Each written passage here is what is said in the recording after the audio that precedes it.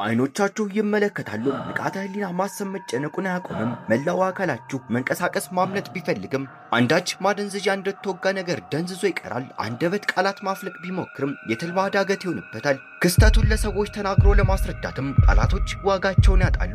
ፍርሃት፣ ድንጋጤና ጭንቀት ዋና መገለጫው ነው። በአብዛኛው ሀገራት በአንቀላፊው ደረት ላይ የሚቀመጥ ከተፈጥሮ በላይ የሆነ ጂኒ ነው በማለት ይገልጹታል።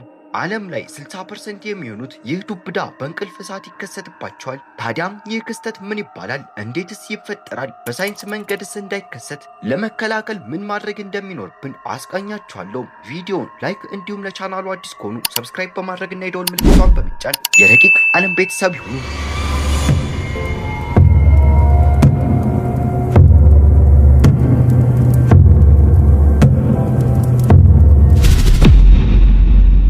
በ2021 በተደረገ ጥናት በተለያየ የዓለም ክፍሎች 60% የሚሆኑት ይህ ክስተት ያጋጥማቸዋል። በእንቅልፍ ሰዓት ሳይታሰብ የሚከሰት ዱብዳ ነው። ታዲያም ይህ ክስተት በአብዛኛው ሀገራት ደረት ላይ የሚቀመጥ አስፈሪ ፍጥረት እንደሆነ ይነገራል።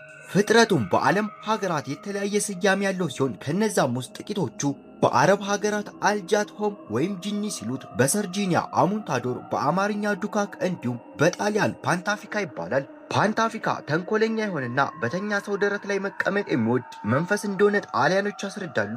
ታዲያም ይህም ፓንታፊካ ለመከላከል የአሸዋ ወይም የባቄላ ከረጢት በአልጋ አጠገብ ማስቀመጥ መንፈሱን ለመከላከል ጥሩ መፍትሄ እንደሆነ ይገልጻሉ። በክፍላችን ውስጥ አንዳች የማይታወቅ እንግዳ ነገር ሲንቀሳቀስ መመልከት፣ ሙሉ አካል መደንዘዝ ጨምሮ የተለያየ ጩኸት ድምፅ ልንሰማ እንችላለን። በካምቦዲያ የሞቱ ዘመዶች መንፈስ ድንገተኛ ጉብኝት እንደሆነ ያምኑበታል።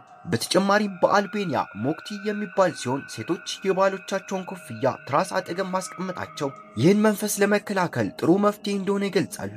ታዲያም ይህ ክስተት ከባህላዊ እምነት ባሻገር በሳይንሱ ሰፊ ትንታኔ ይሰጥበታል። ካናዳ፣ ቻይና፣ እንግሊዝ፣ ጃፓን እና ናይጄሪያ በተደረገ ጥናት ከ20 እስከ 60% ግለሰቦች አጋጥሟቸዋል። በሳይንስ ስሙ አቶኒያ ወይም ስሊፕ ፓራላይሲስ በመባል ይታወቃል። በተለያዩ ሀገራት በተደረገ ጥናት ከነጮች ይልቅ በጥቁሮች ላይ በብዛት የመከሰት እድሉ 5% የሚጨምር ሲሆን ከ25 እስከ 44 የዕድሜ ክልል ውስጥ በብዛት እንደሚከሰትና መንትዮች ምናልባት አንዱ ካጋጠመው ሌላኛውም እንደሚይዘው ይገለጻል።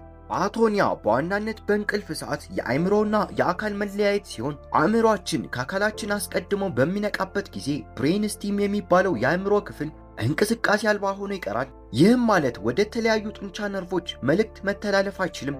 በዚህ ሰዓት አውቶኖሚክ ነርቨስ ሲስተም ወይም በራሳቸው ፍቃድ የሚንቀሳቀሱ ነርቮች ድንጋጤ ይፈጥራሉ። ይህም ልባችን በፍጥነት እንዲመታና የአተነፋፈስ ስርዓታችን እንዲስተጓጎል ይሆናል። ለዛም ነው አብዛኛው ሰው ደረቱ ላይ መንፈስ የተቀመጠበት የሚመስለው ይለናል ሚስተር ሳይንስ። ታዲያ ስሊፕ ፓራላይሲስ የሚከሰትባቸው ዋና ዋና ምክንያቶች የእንቅልፍ ማጣት፣ የሰውነት ድካም፣ ከፍተኛ ጭንቀት እንዲሁም ዋና መንስኤ የሚባለው በጀርባ መተኛት እንደሆነ ጥናቶች አረጋግጠዋል። ጥሩ እንቅልፍ መተኛትና በቂ ረፍት መውሰድ እንዲሁም በጀርባ አለመተኛት ነገርየው እንዳይከሰት መከላከል እንደሚቻል ይገልጻሉ።